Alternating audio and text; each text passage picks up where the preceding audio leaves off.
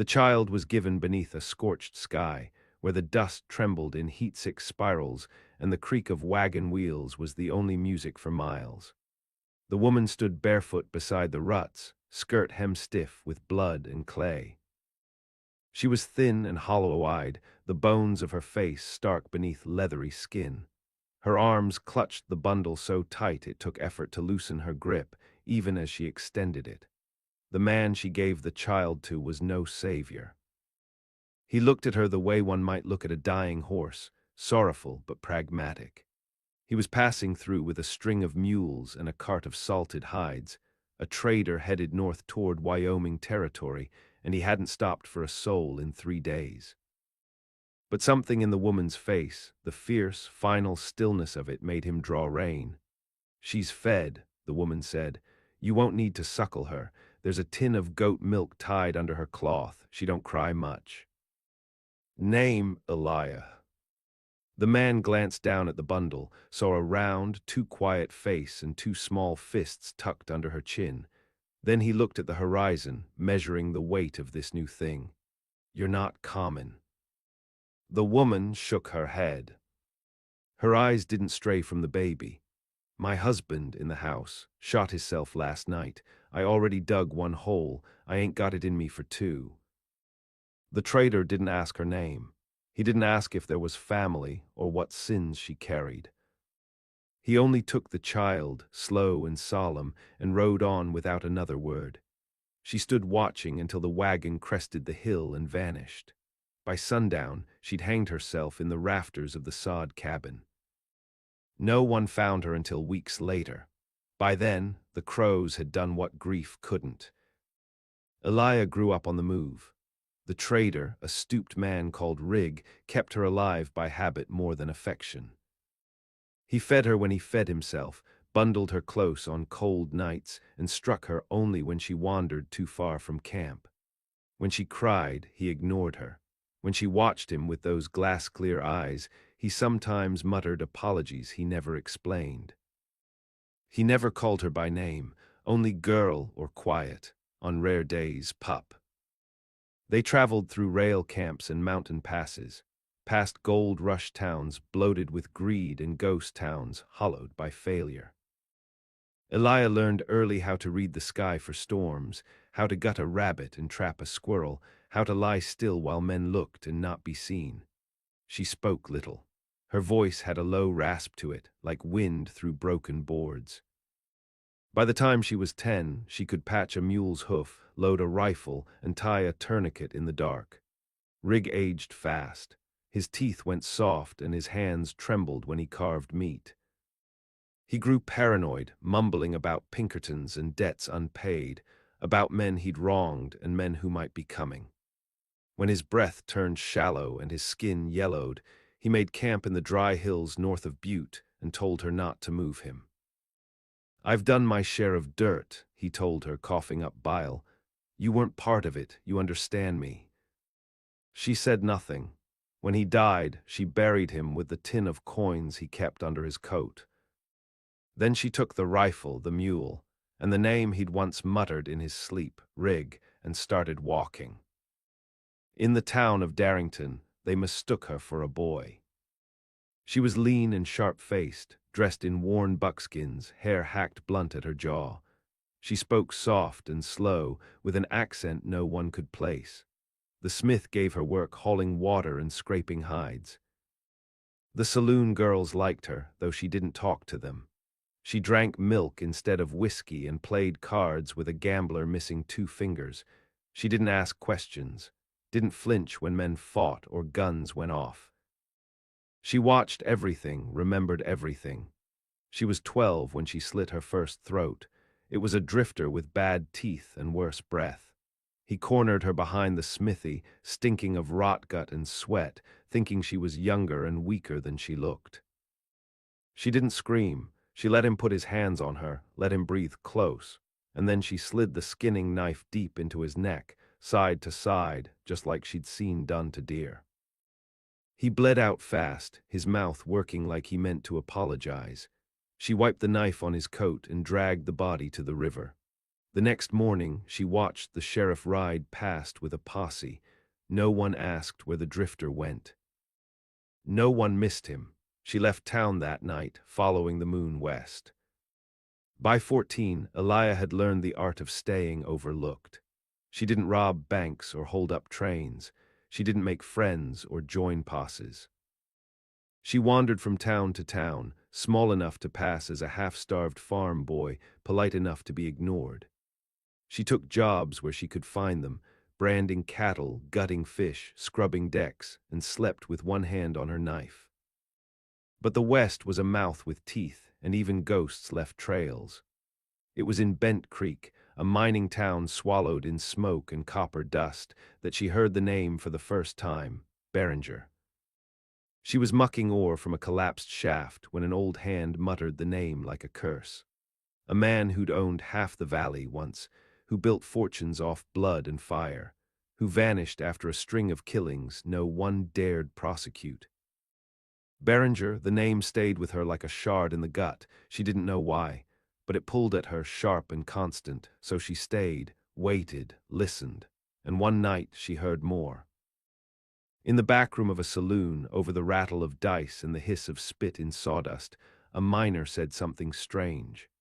"That Beringer girl, the one got gave away, she's dead, or worse." And something inside her woke up. She left Bent Creek before dawn, didn't sleep, didn't speak. Beringer girl, the one got gave away. She remembered her mother's face then, the raw, final stillness. The way she didn't look up when the wagon rolled away. She had a name now. And she had something more. She had a reason. Elia followed the name like a hunter follows blood. It led her across mountain passes and dry gulches, through towns stamped out of timber and tin. She spoke the name soft at first, cautious as prayer. Most shook their heads, some laughed. One man, old and half-blind, spat tobacco and said, "Beringer's a curse, not a man." But curses come from somewhere. In Bittirun, a saloon girl with split lips and a crooked wrist told her about a place called Vinegar Flats. Said Beringer had business there once. 15 years back, maybe more. A mine they say went bad. Real bad. Elia didn't ask what she meant. She only nodded, paid for the drink she didn't touch, and walked out into the storm. Vinegar Flats wasn't on any map, but she found it by asking about dead men. The kind buried in shallow graves with no markers. She asked where the creeks ran red and the trees stopped growing, where folks spoke in lowered voices and windows stayed shuttered. She found it after 2 weeks riding through wet pine and broken trail. A place half swallowed by mud and fog, the remnants of a mining camp scattered like bones, rotted shacks, rusted tools, a shaft choked with weeds and bad air. No one lived there now, no birds sang, but the place remembered. In the foreman's quarters, half collapsed, she found the name carved into the wall behind the stove. Not just Beringer, 5 names, men who'd run the mine. Men who'd vanished when the cave-in happened, and one name beneath the others etched deeper, Susanna, a woman's name. Alone. Elia sat with it until the light failed. She didn't cry, she let the silence in. The next morning she rode back down the slope and found an archivist in Halberd Point who owed money to rough men. For a silver dollar and a jug of rye, he gave her what she needed: old contracts, land deeds, a court ledger with torn pages and dried blood on the spine. Beringer, Josiah Beringer, founder of the Claiborne Syndicate, wanted in 3 territories. Last seen traveling with a private guard and 2 mules full of ledgers and gold. No arrest, no trial. But rumors of a daughter given up during the Claiborne collapse. A widow with no name. Elia didn't sleep that night. She made a fire and watched it burn down to nothing. When the coals were low, she took the knife from her boot and pressed it to her palm. She bled slow. It didn't hurt. She wanted to feel it. Months passed. She grew taller, meaner, quieter. The towns shifted behind her like scenes on a stage, each one painted with the same brush: dust, lies, men with full guns and empty eyes. She carried a Colt now, taken from a man who mistook her for prey. She kept her hair braided tight against her skull and wore a duster stiff with blood and rain. She didn't need to ask about Berenger anymore. Word traveled faster than she did. Some girl askin' after ghosts, they'd say, real quiet. Real pale, walks like she ain't scared of hell. They started calling her widow's child. Some said she was cursed, others swore she was a revenant. Nobody knew her real name, she let them wonder. In Clearwater Bend, a trapper told her Berenger kept a summer estate once, up near the Red Basin where the cliffs shine like rusted iron. She found it half burned, the windows shot out, floorboards warped by weather. Inside, nothing but ashes and bones of a dog curled beside a child's doll. She took the doll, strapped it to her saddle horn, let it rot there in the sun. A week later, she tracked a man called Lancer who'd worked for the Claiborne Syndicate. She found him in a brothel in Calder's Rest, drunk and blind in one eye. When he saw her, he laughed. Ain't no girl of Berenger's come lookin'. He made sure of that, paid her mama good to keep shut. Said she warn't his. Elias slit his throat before he finished the drink. She didn't ask him if he had kin. She didn't care. She left the body in the alley with a doll's arm stuffed in its mouth. Word traveled faster after that. By the time she reached Teller's Fork, there was a bounty on her head, not high enough to scare her, not low enough to ignore. She shot the first man who came for her in the spine. The second she hung from a cottonwood with a sign that read, "Try again." The third she let crawl away. He didn't make it far, but the message stuck. In Teller's Fork, she met a woman with black hair and a mouth full of gold teeth who called herself Mercy. Mercy didn't ask questions. She saw Eliah's eyes and said, "You huntin' or runnin'?" "Hunting. Then I got news." Mercy handed her a name, Castor Bell. Ex-Claiborne guard, moved east after the collapse, owns a gambling house in Boone Hollow. Known to keep records, known to talk too much when drunk, Eliah didn't thank her, just left a pouch of coin and rode through the night. Boone Hollow was mud and oil and sin. The gambling house sat on the high bluff, lit with gaslight and humming with violence. Eliah walked in with a rifle across her back and 2 knives on her belt. She found Castor Bell at a table, drunk and red-faced, bragging about the old days, how they buried the miners alive, how they drowned women who asked too many questions, how Berenger kept his boots clean no matter the blood. Eliah sat across from him, didn't smile. "You knew Susanna," she said. He blinked. "Who?" She drove the knife through his hand before he could lie. He screamed, the room stilled. "Berenger's girl," someone whispered. "Christ, it's her." She lined in clothes. Her breath was steady, her voice colder than winter. "You tell me where he went, or I skin you slow." He told her not because he feared her, but because in that moment he saw something in her eyes, not a girl, not a child, a reckoning. Berenger was alive, aged, hidden, changed, but not gone. He'd bought new names, new lands, new sins.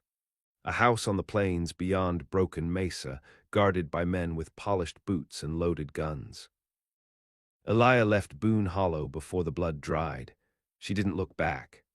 The road to Broken Mesa was wind-bitten and lonely, carved through a stretch of country where nothing grew straight.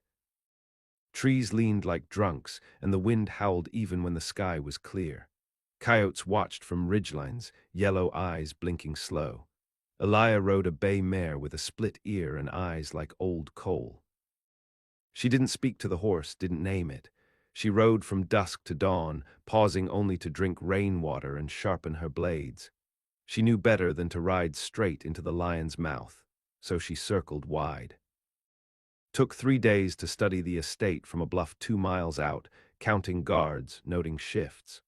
They wore gray dusters and carried Winchesters, moved like men with military training, not common thugs. Berenger lived behind high stone walls and copper gates. The house was 2 stories of pale stone, southern-style veranda, shutters painted a fresh white. There were gardens out back. A young woman, maybe a servant, maybe not, tended the roses every morning with her head down and a pistol strapped beneath her apron. The old bastard lived like a king. She waited until the wind changed. Then she made her move. The first man died at dawn. She slit his throat while he urinated near the back fence, his rifle leaning against a post. She caught the blood in his own hat, buried the body in the hog pit. By noon, she had his uniform. She walked the perimeter with the other guards, hat low, gaze hard. No one looked twice. Men in Behringer's pay didn't speak much. They carried guilt in their silences. Inside the house, everything gleamed. Rugs from the Orient, paintings of rivers and white stallions. The air smelled of lilac and money. She saw him first from a balcony, Josiah Behringer, older, grayer but not frail, tall still, with a spine too straight for a man his age. He moved like he'd forgotten pain, like it had never applied to him. He spoke gently to a child, his grandchild, perhaps, a boy no older than 6. They were feeding caged birds. The boy laughed. Behringer smiled. Elia felt her breath slow. She had dreamed of this face. Now it was real. That night she set the stables ablaze. While the men ran screaming, while horses kicked themselves bloody in smoke and fire, she slipped inside. She found Behringer in the study, alone, one hand on a brandy glass, the other resting near a revolver. He looked up slowly, as if he'd been expecting her. "You look like her," he said. "The widow." She raised the gun. "You knew she'd hang." "I paid her to vanish. She chose the rope." "She chose mercy." He didn't flinch, didn't reach for the gun. "Then what are you here for, girl?" She moved closer. The firelight from the windows turned his skin gold. He looked more statue than man.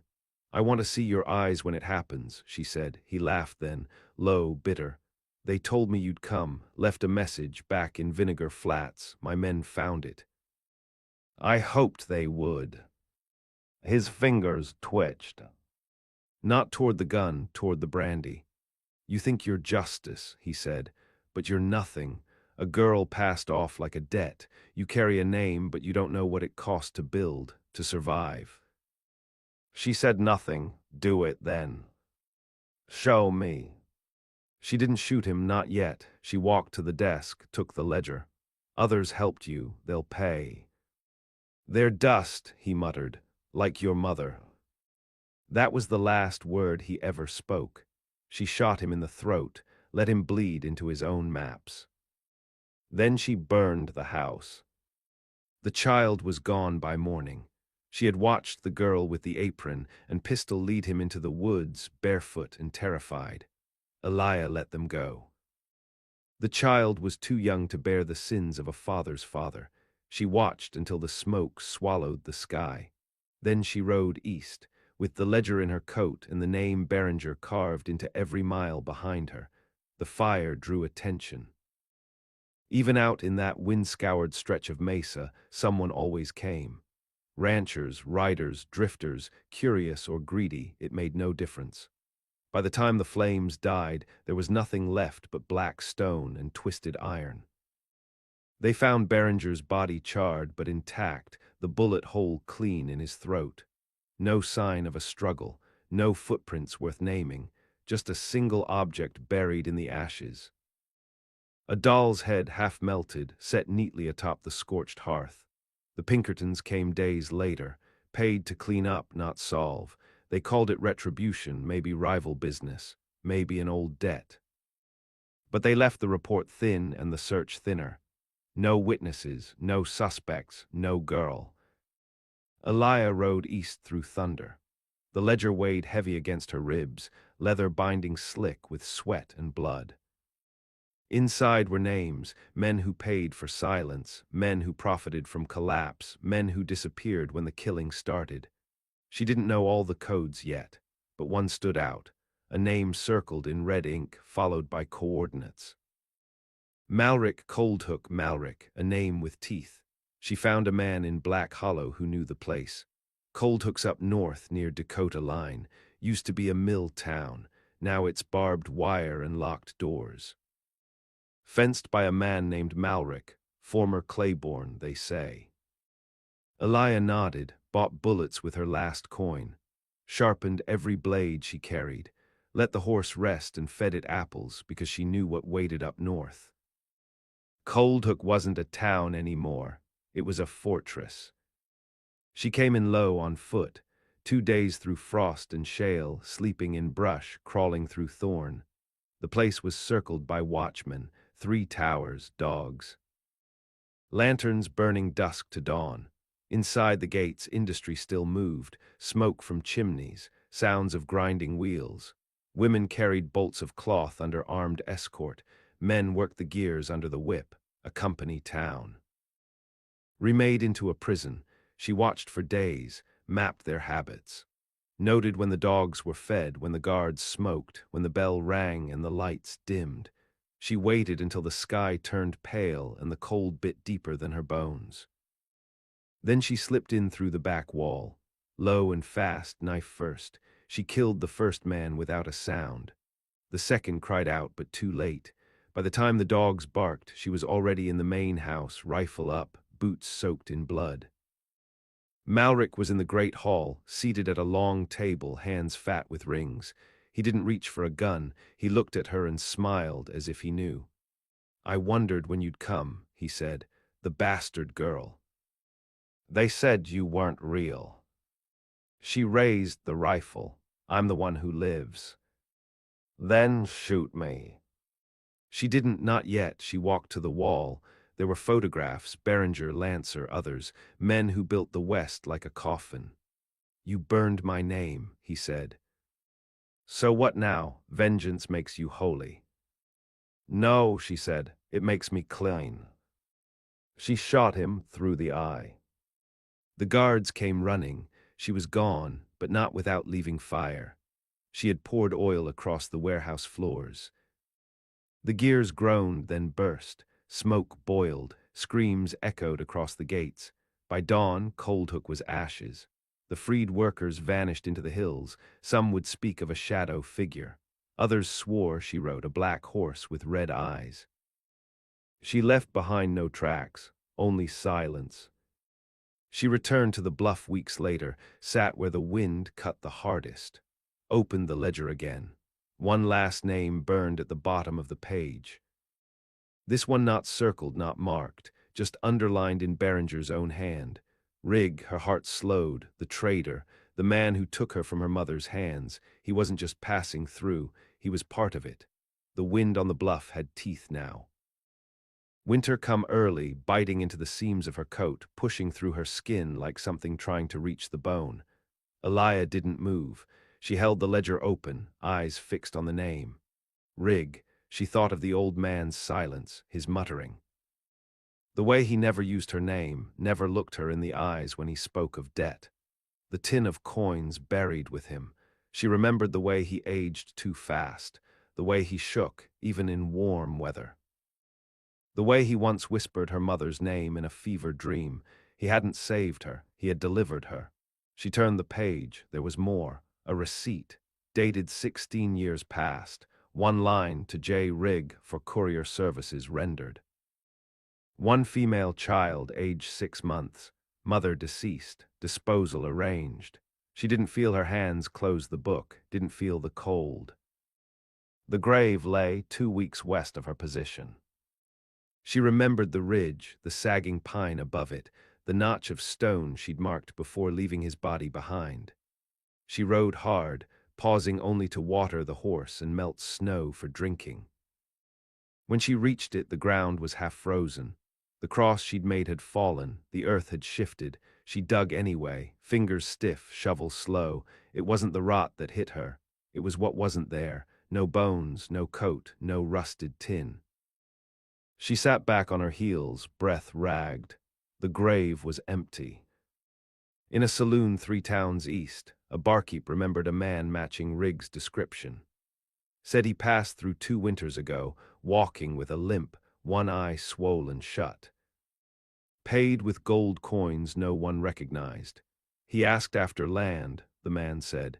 Said he was heading for a river valley past the canyons, wanted quiet, said he had ghosts.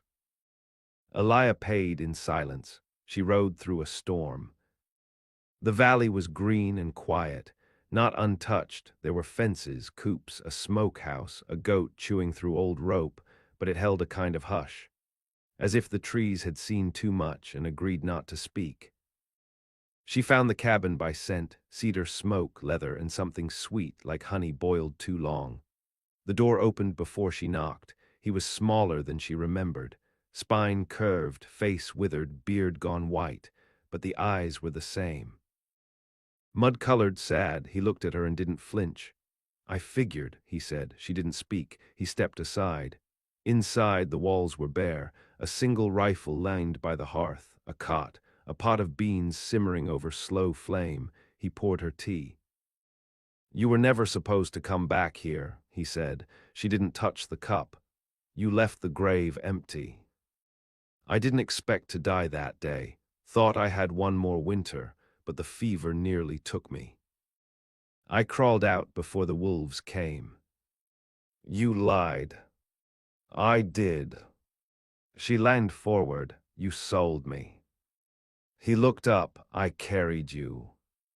She threw the ledger on the table, pages fanned wide. He didn't open it. I did it for coin, he said, at first. Then I didn't know how to stop. You let her die. She was already gone. They sat like that for a long while, her fingers near her gun, his near the fire. I didn't kill her, he said. No, she said. But you didn't save her. I couldn't. Neither could I.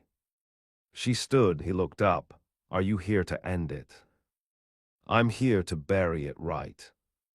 He nodded. I've got a shovel out back. They dug until moonrise. A real grave this time. Stones at the head, fresh earth, no secrets. She said nothing over the hole. He whispered something she didn't catch.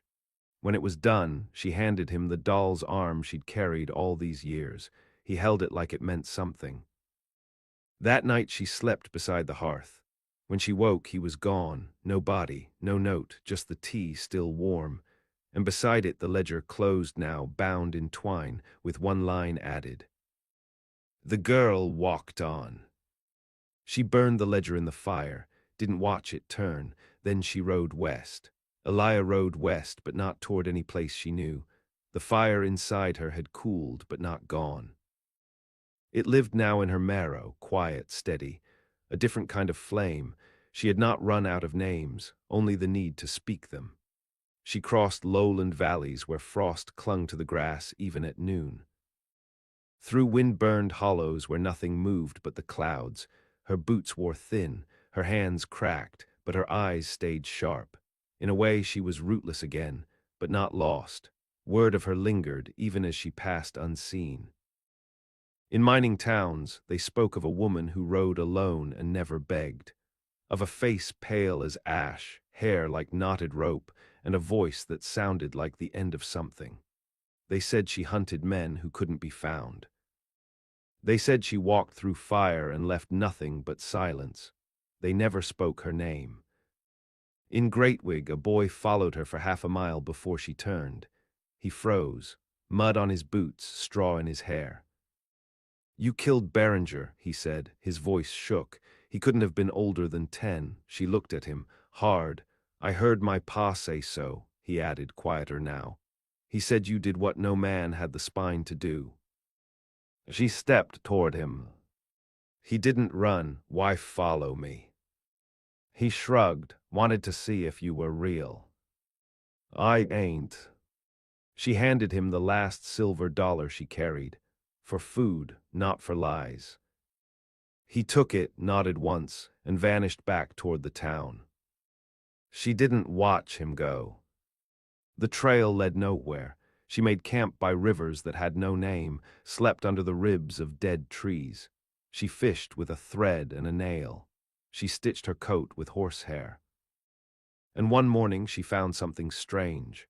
A letter, pinned under a rock near a place called Widow's Bend. Ink smudged by dew, no name on it, but the handwriting was stiff, familiar. If you're reading this, you're still walking. That ledger was never meant to last. Let it burn. It won't bring them back. It won't make you whole. You killed the king, girl. That's more than most of us ever get. I got a shack near Cardin's Hill. Got land now. Chickens. A dog. You're welcome. R. She read it 3 times. Then she burned it, too. But she marked the hill on her map. She found the shack by accident, months later. Snow melting in patches, the world coming back to color. She hadn't meant to look. Not truly, but the dog barked once, then wagged its tail. And he stood in the doorway, older still, bent now like a sapling snapped and reset. He didn't speak. She didn't draw, just nodded once. Then walked past him into the house. They never spoke of the past. She fixed the broken fence. He dug another well. They took turns tending the hens. Sometimes she vanished for days, came back bloodied or quiet. He didn't ask. Other times he fell into fits, his eyes gone, muttering old names, old sins. She poured water on the floor and swept it clean. The ledger was gone, but memory never burned easy, and the West never stopped asking for blood. One night a man knocked, wore a bowler hat and carried a satchel too fine for the road. Said he was looking for the widow's girl, said there was still money on her head in 3 counties. Said there were men who wanted the past forgotten. She answered by opening the door wider, let him see her face. He turned pale like she'd shown him his own grave. You can walk, she said, or you can crawl. He walked. Left the satchel behind. Inside, more names, more debts. She threw it in the fire. And for the first time in years, she slept without her boots on. The dog lay beside her, and the wind didn't scream. Spring came brutal, as if the earth had to bleed before it could bloom. Rain carved gullies into the hillsides, and the chickens pecked at worms half drowned in the sodden ground. Elia planted nothing. She didn't believe in seasons that promised rebirth. Rig died on a Thursday.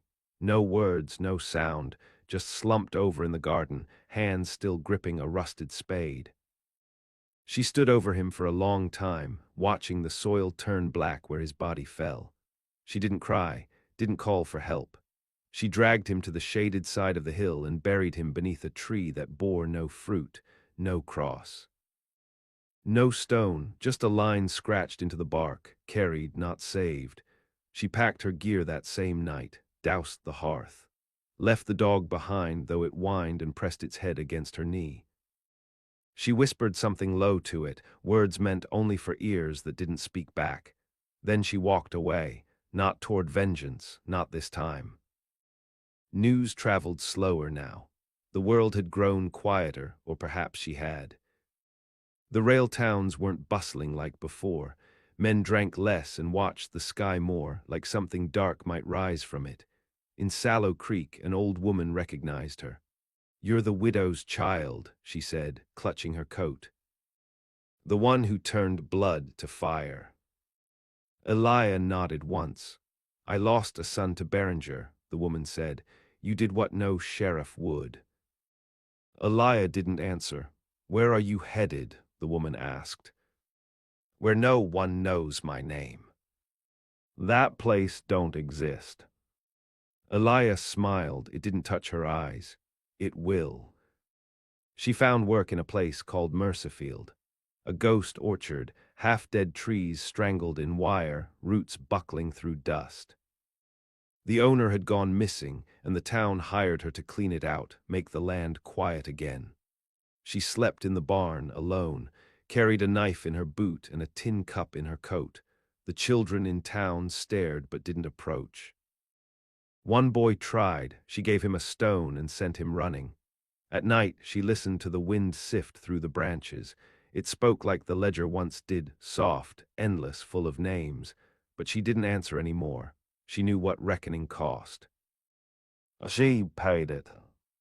Years passed, the orchard never bloomed, but the wind stopped calling her name, and that was enough. In time, the towns forgot. In time, the fire grew still. But somewhere in a drawer untouched by dust, a page remained, torn from the ledger before the flames. One sentence written in the old hand: she walked through silence and left no shadow. That was the last word written of her. And maybe the truest one.